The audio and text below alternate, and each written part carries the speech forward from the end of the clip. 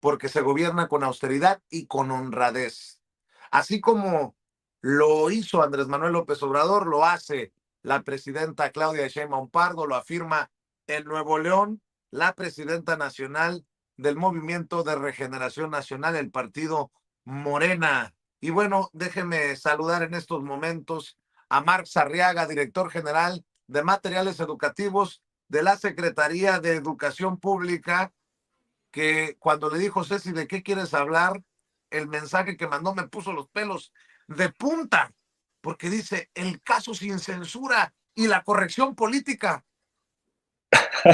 Ay, Diosito, no me asustes, Marx Arriaga. ¿Cómo estás, mi querido Marx? Un abrazo. Un abrazo, Vicente. Bien, bien, mira aquí todavía desde la Secretaría de Educación Pública, aunque le moleste a la derecha, aquí estamos en la oficina de la Dirección General de Materiales Educativos y hoy vamos a hablar de corrección política y de la influencia que hay en medios. Yo creo que la víbora quedará chillando una vez más, Vicente. Y Venga, es que, venga, aunque los de la sí, derecha pregunten, todavía no han corrido a Marx Arriaga. No, todavía no lo han corrido, ni lo. A ver, aguanten vara y preparen la vaselina, perdón, no la vaselina, la vitacilina. Mi querido Marx, venga con todo, maestro. sí, seguimos aquí, seguimos dando la batalla, seguimos defendiendo el proyecto de nación, como todos los obradoristas y todos del segundo piso de la 4T, tenemos un proyecto de nación que defender, en donde tenemos principios y pues seguimos aquí. Ahora, quiero tocar el día de hoy el caso sin censura, porque ya es todo un caso. Ahí empieza a generar roncha, malestar, lo que se dice sin censura en materia educativa. Así que te debo felicitar, Vicente, por este espacio que abriste semana tras semana para discutir los temas educativos, porque empieza a generar movimientos en la Secretaría de Educación Pública. Tú recordarás que anteriormente los funcionarios públicos todos los días les llegaba una síntesis informativa. Todavía sucede. Son tradiciones que no se han quitado de este neoliberalismo educativo. ¿Qué implicaba esa síntesis informativa? O sea, se hacían los extractos sobre el tema, en este caso en educación, los extractos de las notas que venían en todos los diarios y se le presentaba a los funcionarios públicos.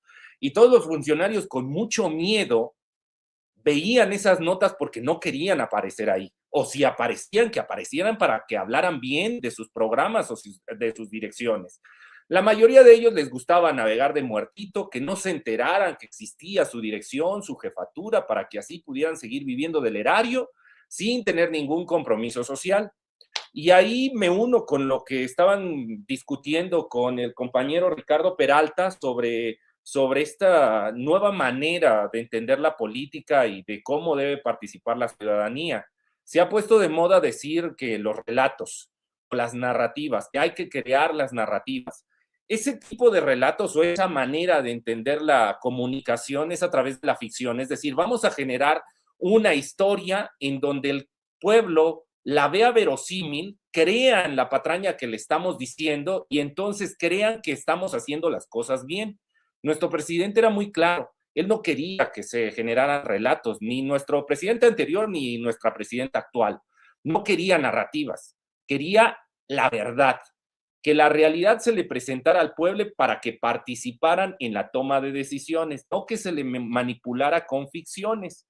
Bueno, pues vamos a entrar al tema. Primero te voy a poner una evidencia de cómo las narrativas, los relatos de la derecha, las ficciones, las mentiras que hace la derecha, siguen impactando en los funcionarios públicos y cómo todavía la derecha tiene esa maquinaria ahí gigantesca en donde van haciendo estas historias, van cortando cabezas, van manchando la reputación de las personas, van calumniando para colocar las piezas políticas que a ellos los van a beneficiar. Te voy a poner algo que le va a doler mucho a la Secretaría, a las cloacas de la Secretaría de Educación Pública, porque viene de un chat de WhatsApp con altos funcionarios de la Secretaría en donde se quejan de lo que decimos aquí. Y pongámoslo, lo voy a dramatizar. Pongamos en pantalla esas imágenes, Ceci, ojalá que nos ayudes con ellas. Muy bien. Viene de un chat. Previa a esta, antes de ver esta, hay otra donde se ve claro que una compañera, directora de una unidad pesada, la unidad se llama la titular de la unidad de la nueva escuela mexicana, recién creada esa unidad. Pues esa compañera sube una nota del Templo Mayor, donde ahí en Templo Mayor se quejan de que lo que hacemos aquí en Sin Censura es en contra de la Secretaría de Educación Pública y eso está muy mal. Y entonces uno de sus directores de área, o sea, tomando como referencia Templo Mayor, o sea, los discursos de la derecha planteados ahí, lo toman como referencia y si tú ves en la parte de arriba, eso salió de una síntesis informativa. Arriba parece que son los datos de estos documentos que te digo que les llegan a los funcionarios por las mañanas, que revisan cuando se están tomando el café.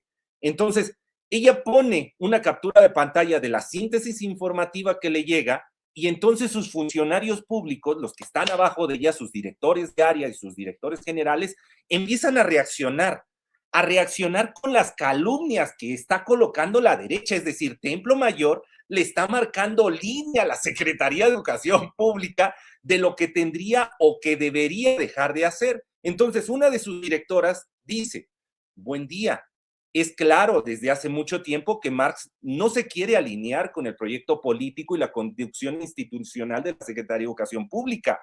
Lo cuestionable es que muestre su disconformidad en espacios políticos abiertos y su trabajo deje mucho que desear. Su disconformidad que la presenten sin censura. Se mete en ámbitos que no son de su competencia y no pasa nada. La que sigue, ahí cierra el WhatsApp, dice, Marx está perdido en una discusión ideológica y no se ha preocupado por la fundamentación práctica y técnica de las cuestiones educativas. Sí, estamos perdidos aquí en una discusión ideológica cuando deberíamos estar firmando contratos, cuando deberíamos estar sentándonos con las mesas de los machuchones a discutir el rumbo de la educación. Y le contesta a su jefa, la directora de la unidad de la nueva escuela mexicana, pero eso sí, cobrando cada quincena. Entonces, estas son las cloacas de la SEP. Esto es lo que a veces los compañeros llaman el fuego interno, el fuego amigo, porque al parecer, porque somos parte de la misma institución, y en donde yo lo que quiero colocar en este momento de discusión es la influencia de los medios en las políticas públicas. O sea, es Templo Mayor, una editorial de derecha, la que le está marcando y le está diciendo a los funcionarios lo que está bien y lo que está mal. ¿Dónde deberían poner atención? ¿Dónde deberían corregir el rumbo? Porque la derecha está molesta. A través de esos diarios, a través de esos columnistas, de esas editoriales, nos van marcando el rumbo de lo que debería ser la institución. No exagero, no exagero. Voy a poner otra evidencia. Recuerden, aquí no estamos haciendo ninguna narrativa, ni relatos. Nosotros no hacemos narrativa ni relatos. Eso hace la derecha, que hace ficciones, mentiras, para hacer creer a las personas que vamos por buen rumbo o por mal rumbo, ¿no? El apocalipsis sí es Morena, el cielo sí es el PRI y es el PAN. Eso hacen los medios de comunicación de la derecha, hacen narrativas. Y los funcionarios públicos, algunos despistados como estos, se toman esas narrativas y quieren corregir el rumbo para que les aplauda a la derecha y digan, van bien, compañeros, van bien porque han caminado por el rumbo que marcó Templo Mayor. Pero veremos que no es la única evidencia. Desde que estamos hablando aquí en Sin Censura, se han abierto un montón de espacios donde la derecha ha ido a cuestionar lo que se dice aquí. Vamos a escuchar ahora a uno de los investigadores, Marco Fernández, investigador del Tecnológico de Monterrey, en un espacio que acaba de crear el diario El Financiero, se llama Silla Roja. Escuchemos lo que dice el investigador en materia educativa del Tecnológico de Monterrey, de las políticas públicas implementadas por la 4T. Escuchemos. Política invade el debate educativo, lo pedagógico, lo académico, se subordina. Lo importante es, ¿qué el libro de texto aquel tan polémico, el del señor Max, ese preclaro educador mundial, ese libro entró a las escuelas, se distribuye en las escuelas, está en activo, porque yo sé que muchas organizaciones interpusieron recursos ante la vieja corte, la que servía, para decir, oiga, eso no puede entrar porque tiene contenido político ideológico. ¿Lo estoy diciendo bien? Mira, yo creo que lo que ha ocurrido, y también hay que reconocer, y no ha sido fácil porque otra vez es políticamente radioactivo, el gobierno de la presidenta Sheinbaum manda a hacer una revisión de los libros de texto y pues aparece toda la PUS. Y entonces han bajito la mano, yendo corrigiendo algunas cosas, lo que ha provocado que esta persona, este funcionario, y pues aquí es donde uno observa con franqueza la debilidad del poder presidencial. Porque ¿cómo es posible que el señor Marzarriaga, que se supone es el titular del área de la SEP encargada de realizar los libros de texto, critica la decisión de su jefa, la presidenta Claudia Sheinbaum, y de su jefe inmediato, el señor Mario Delgado, para poder instruir, en este caso, por ejemplo, al Cinvestav, que es muy prestigiado para poder revisar la parte matemática y las deficiencias del libro de texto, y estar constantemente haciendo una serie de tweets en contra del gobierno? Pues si está tan enojado, Y además pues es empleado del gobierno, ¿no? pero si estuviera tan enojado y piensa que en verdad está muy mal la decisión de esta instrucción y no lo están escuchando, pues se va, ¿no? ¿Qué tal? ¿Notan el relato? ¿Notan cómo se hace mentira? ¿Notas, Vicente, cómo la derecha va generando su narrativa para influenciar en los funcionarios públicos y decirle, córtenle la cabeza, cambien los libros de texto, los libros comunistas, y con base en los libros en donde mentiras? salta, los libros donde salta la PUS, dice, no manches. Sí, como si la PUS no saltara del Tecnológico de Monterrey. O sea, ¿qué sabemos de por qué cobran la colegiatura? ¿Quién les dio los permisos al TEC de Monterrey? Los maestros que están contratados ahí, ¿qué organización tiene? Es decir, ¿qué contrato hay? ¿Cómo se les paga? ¿Cómo cobran esas colegiaturas? ¿Qué materiales educativos utilizan? ¿Por qué no hay una revisión por parte de la Secretaría de Educación Pública de esos materiales? ¿Por qué se les deja dar las clases que quieran? ¿Sí? ¿Quién regula el Tecnológico de Monterrey? Ah, no, pero eso no es PUS. Ahí no. Oye, Marx, además, lo que intentan es ponerte de pique con la presidenta y con Mario Delgado, el secretario de Educación Pública, para que te corran. Está clara la estrategia. Quieren que te vayas a la brevedad. Quiere que eso, mira, eso es lo menos importante en este caso. Lo que quieren es también derribar el proyecto de nación, es decir, que se vayan los libros de texto, que se vaya el plan de estudios 2022, lo que avanzamos sobre la nueva escuela mexicana se tire por la borda, porque el camino es otro. Es ellos tienen la salida y empiezan a generar esa narrativa, es decir, esa ficción, esa mentira, esa patraña. Y entonces ahí los funcionarios públicos empiezan a mover sus mecanismos con el miedo de que no vaya a ser que salga en el Financiero otra nota hablando mal de ellos, entonces corrigen el rumbo. Por eso es muy importante tener estos espacios. No sé si te diste cuenta, Vicente, pero sin decirlo, ellos están hablando de sin censura. Que cuando dicen, sale y se queja y evidencia lo que está pasando, entonces dice uno, pero ¿dónde lo está evidenciando? Lo estamos evidenciando aquí. Ahora, voy a decir parte de estas calumnias. Primero, dice él, abrieron los libros de texto y salió la PUS. No, la PUS está en el Tecnológico de Monterrey. Ahí está la PUS, en lo privado. Hasta que nos aclaren quién les dio esos permisos para instalar esas escuelas, por qué las instalaron en esos predios, cuánto pagan de agua, cuánto pagan de impuestos, cuando ellos transparenten cuál es el funcionamiento de su organización lucrativa, de cómo hacen para convertir la educación en un negocio, hablamos de otra cosa, pero la PUS está allá adentro en la manera en cómo han convertido la educación en un negocio. Ahí está la PUS. Dice, abrieron los libros de texto y encontraron múltiples errores y los han estado cambiando. Mentira. Segunda mentira que dice, se le entregaron al Cinvestav los materiales para que los corrigieran. Sí, pero no dice lo que contestó el Cinvestav. El Cinvestav no encontró errores en los materiales, todo lo contrario, aplaudió el ejercicio, dijo que con base en el plan de estudios, los materiales eran acordes, que se lograba el trabajo de proyectos planteados ahí, era una postura pedagógica pertinente para el plan de estudios que se estaba implementando. Pero él coloca ahí, se le dio al Cinvestav y el Cinvestav encontró pus en los libros. ¿Y dónde está eso? ¿Cuándo salió el Cinvestav a decir los libros son erróneos?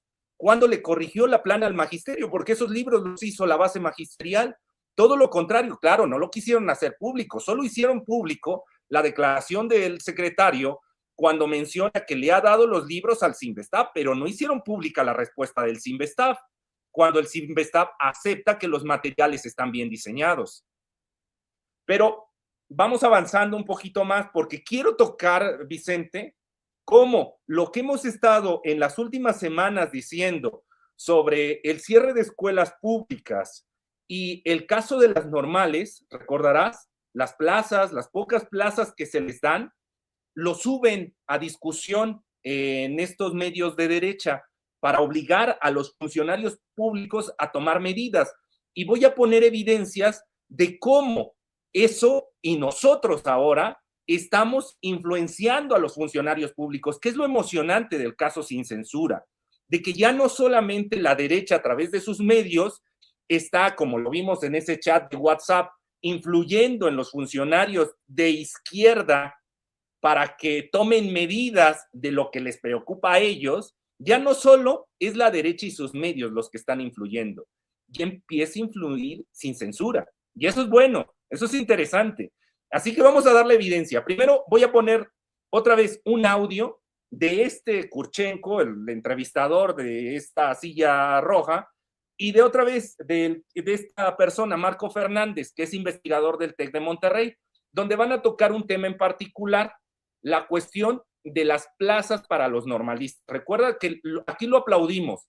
La Suprema Corte había desechado la controversia que había puesto en su momento en el 2019 Derechos Humanos en contra de los normalistas porque decía que en la reforma del 2019 le daba mucho protagonismo al normalismo y que eso era inhumano, porque debían todos los egresados de las universidades poder participar en el ingreso de educación básica. Nosotros aquí habíamos reflexionado que eso no va así, que la formación que se da en las normales es una formación particular, muy particular, que necesita la educación básica y que por eso es pertinente que el que quiera ser maestro en educación básica, que sueñe ser maestro en primaria, preescolar, pues se acerque a la normal a estudiar la carrera y que no hagamos que cualquier egresado, sin tener nociones de pedagogía, intente ser maestro de primaria cuando no tuvo esa formación. Entonces, en su momento, hace las semanas pasadas, la Suprema Corte dio la razón de que los normalistas deben de ser tomados en cuenta en una primera instancia para ocupar esas plazas antes que las universidades públicas y privadas donde su formación no fue para ser maestros de educación básica. Escuchemos a estos dos sinvergüenzas que tal vez deberíamos nominarlos para la medalla Aurelio Nuño del neoliberalismo educativo. Escuchemos lo que dicen del normalismo. Escuchemos. Marco, porque nuevamente es un criterio político que se impone, como en tiempos del PRI, el PRI viejo, que se impone sobre principios pedagógicos, educativos, y en este caso me parece violación de derechos garantizados en la Constitución.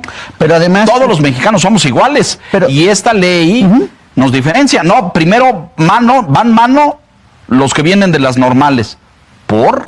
Y además, cuando uno observa el número de plazas que ha concursado, por ejemplo, el año pasado el gobierno, y el número de estudiantes que hay en estas instituciones, pues prácticamente se les está garantizando una plaza a los egresados. Y, No, o sea, en automático. En automático. Que es una cosa que quisimos romper con las reformas anteriores. Y que incluso que concursaran por capacidades, no que incluso el hoy embajador, entonces secretario de Educación, Esteban Moctezuma, dijo, no, eso prevalece en la Constitución. Pues ahí está la violada hoy. Dime, ¿te sabes el ministro ponente de este fallo? Irving, ahorita te digo, aquí lo tengo, pero sí. Mire, la Corte, la nueva Corte, esta Suprema Corte, que iba a garantizar los derechos por aquí de todos tengo los mexicanos. el nombre, es el ministro Espinosa. Pero bueno, fue por unanimidad. Sí, tengo buena memoria. Irving Espinosa es el ministro. Pero votaron por unanimidad. La Corte. Y pues básicamente ignoraron esto de que se violaban los principios de igualdad, legalidad y seguridad jurídica. La Corte, la nueva Corte, esa, que coloca por encima un criterio de política pública por encima de un derecho constitucional. Un absurdo jurídico. La madre. ¿Viste, Vicente? Otra vez cómo arman el relato con base en la ficción, con base en algo verosímil. O sea, la gente dirá, pues sí es verosímil decir que el egresado normalista tiene sus plazas. Es lo que el sentido común nos dice. Nosotros, las semanas pasadas, dijimos que eso es mentira. Desde el 2019 eso no ha sucedido. No hemos logrado que los egresados normalistas tengan sus plazas. De hecho, poníamos ahí una tabla donde veíamos que aproximadamente el 5% de los egresados logran tener una plaza temporal, algunos llegan a tener la definitiva, pero que hay más del 94%, más del 94% de egresados normalistas que no tienen espacios. Entonces, veamos cómo la derecha, en este juego de hacer relatos, narrativas, para generar un mundo en donde la gente crea que lo que están planteando es una realidad, nos manipulan. Y entonces ahí entran los funcionarios públicos que responden a esa manipulación y generan políticas públicas para estar bien, en este caso, con lo que dice el Financiero y lo que está proponiendo el TEC de Monterrey, a través del sinvergüenza de Marco Fernández. Pero ya la última prueba, Vicente, para abrir al diálogo. Vamos a escuchar ahora a dos funcionarios públicos.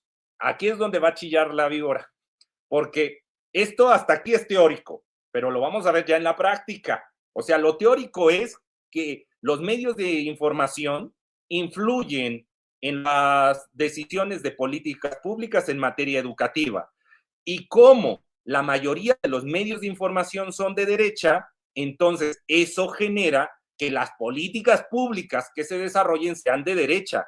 Algunos, porque son unos sinvergüenzas, como el caso de los compañeros del WhatsApp que están ahí, que son unos sinvergüenzas, que toman a Templo Mayor y lo toman como si fuera la Biblia, y entonces desde ahí hacen sus políticas públicas, y otros por ingenuidad, por miedo.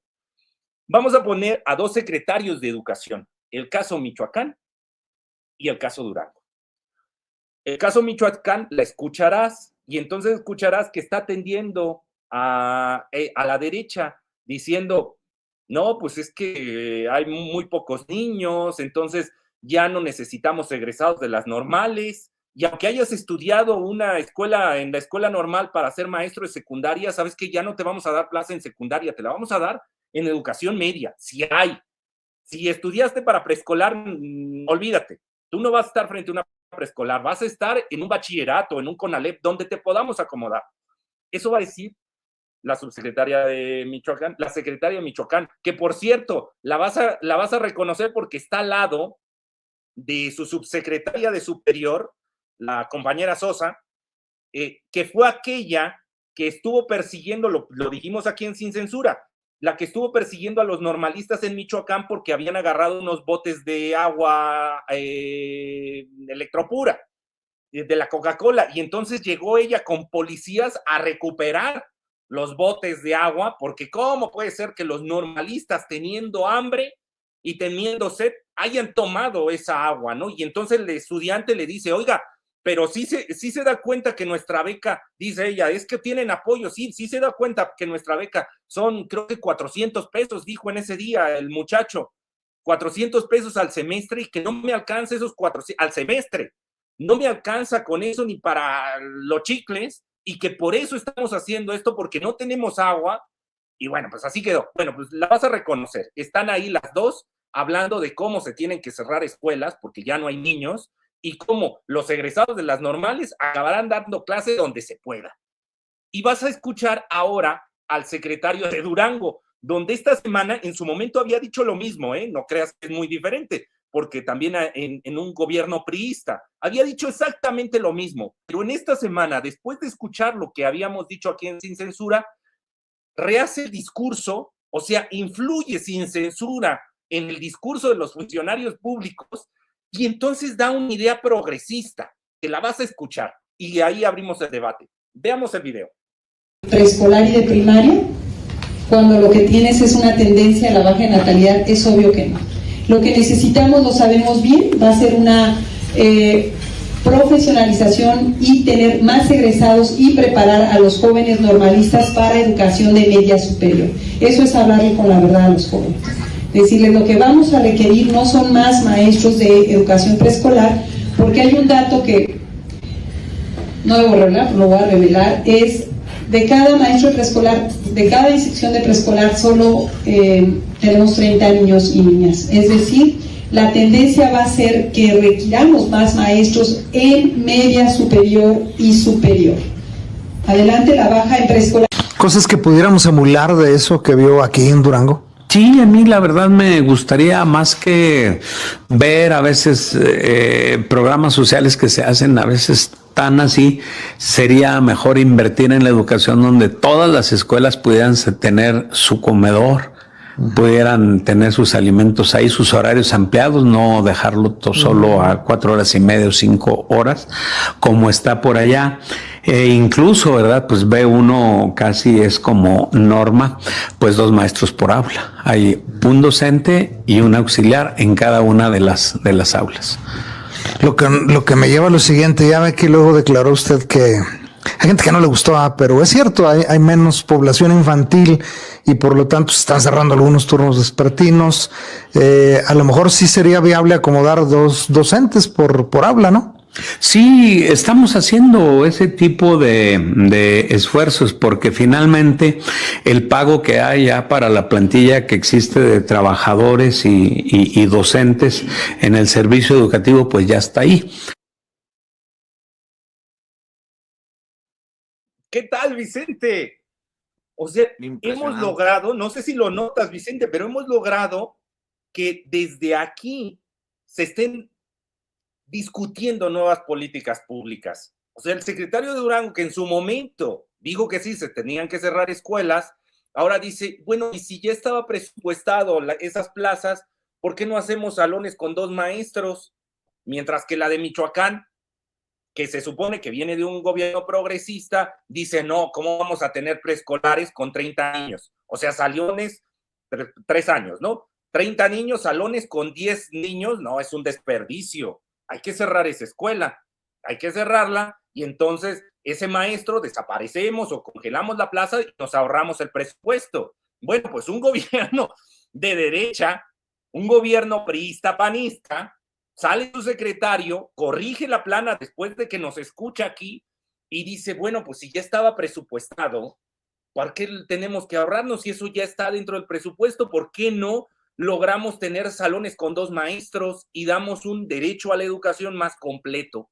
Y digo, qué interesante. Ojalá, Vicente, y aquí lo dejo para el análisis, la reflexión entre ambos, ojalá que esto no quede en retórica.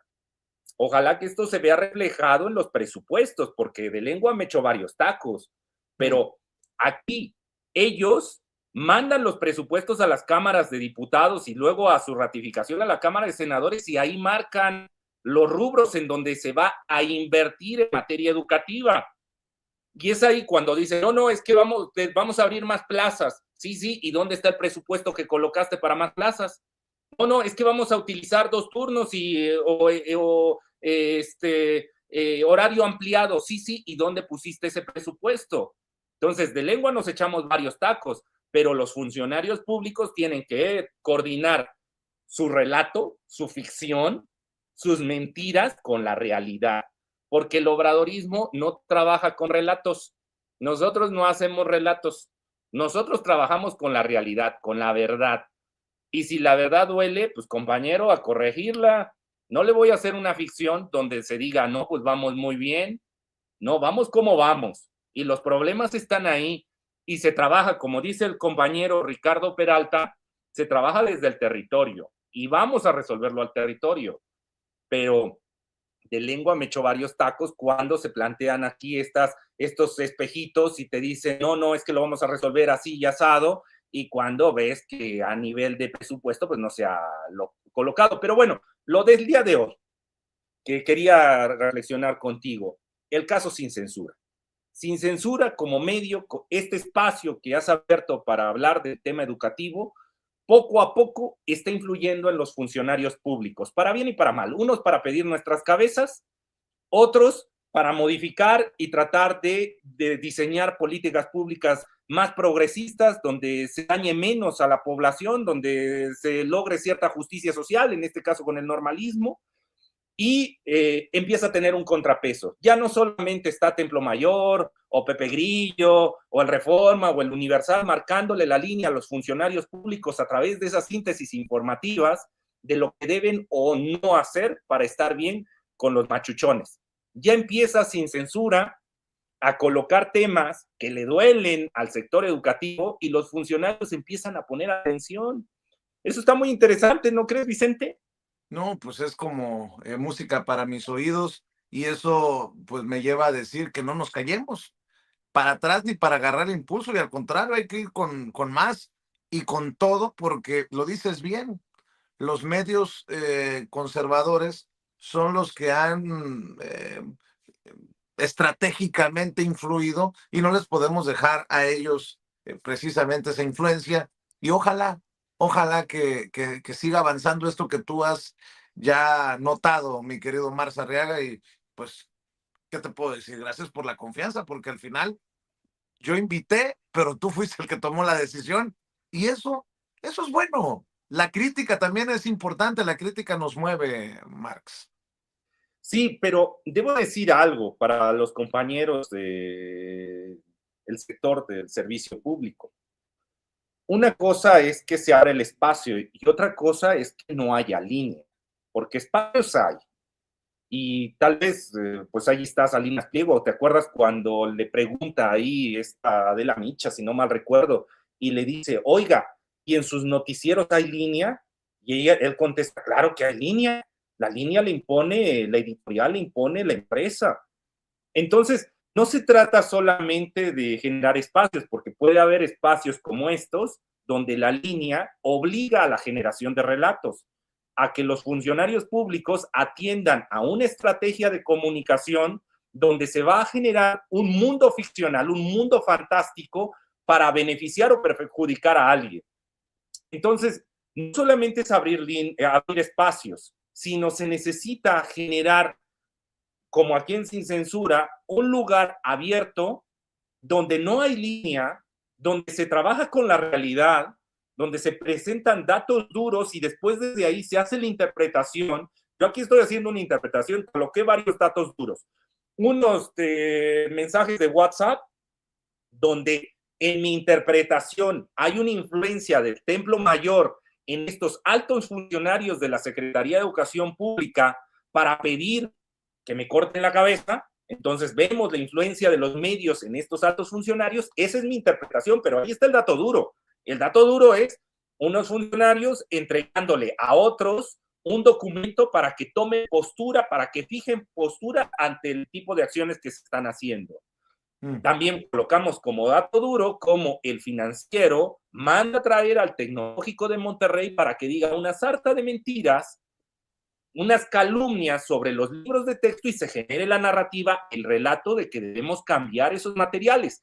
Esto último es mi interpretación. Yo interpreto que esas calumnias que está diciendo Marco Fernández, posible candidato a la medalla Aurelio Nuño de neoliberalismo educativo que dará Sin Censura a final de año, bueno, pues Marco Fernández lo invita el Financiero para decir mentiras, y entonces yo interpreto ahí que en ese relato que están generando intentan decirle a la población y a la Secretaría, venga, señores, cuanto antes a cambiar los libros de texto, urge ese cambio y urge la salida de este funcionario que está haciendo mucho daño.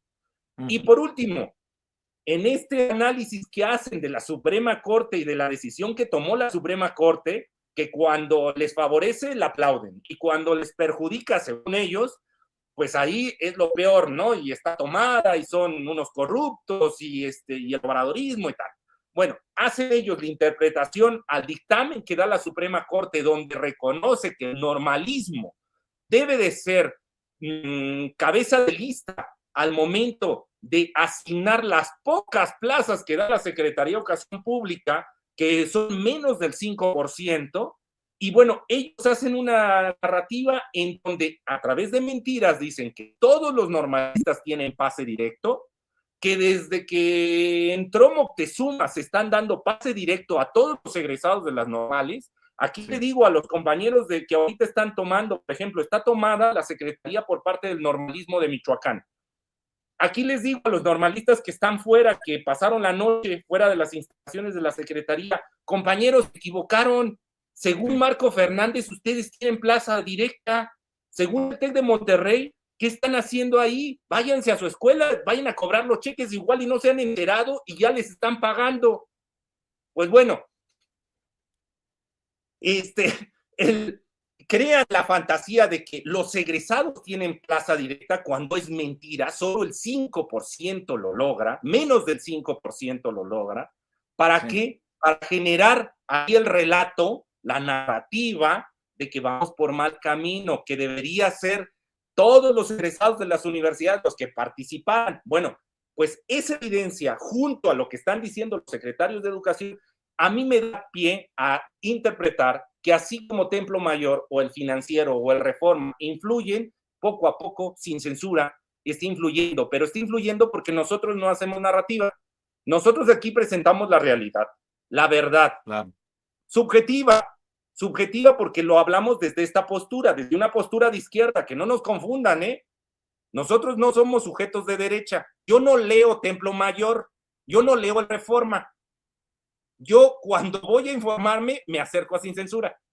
Eso, mi querido Marx Arriaga. Oye, Marx, pues con esto, si te parece, cerramos invitando a la audiencia para que esté al pendiente de este segmento y para que te siga apoyando, porque también les duele mucho lo que publicas en X, antes Twitter, en las redes sociales, Marx. ¿En dónde te podemos apoyar? ¿En dónde te podemos leer? Claro que sí, solo ocupo X porque no me da tiempo. Facebook replicamos, una compañera que está aquí me ayuda a replicar los contenidos de X y también a veces a contestar en Facebook. Así que solo los contenidos, lo que yo escribo está en tiempo real, digamos, en X, cuando tengo tiempo.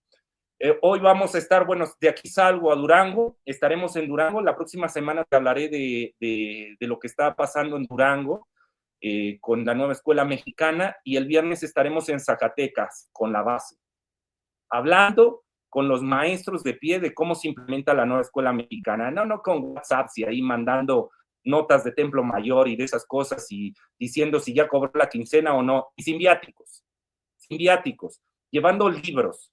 Cargaré una camioneta, voy solo, por cierto, a los que lo están siguiendo a uno, voy solo y por carreteras libres.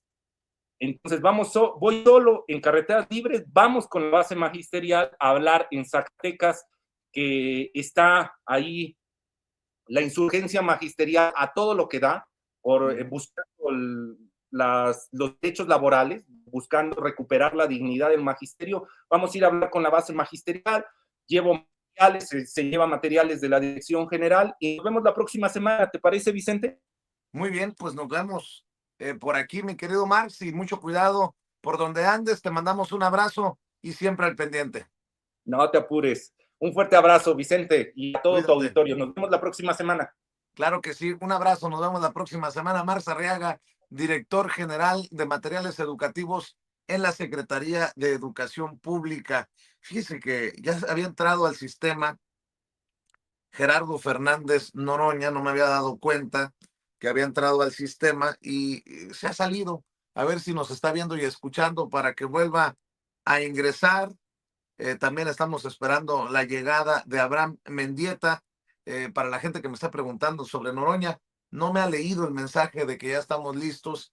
Insisto, no me había dado cuenta que estaba en el sistema el senador Gerardo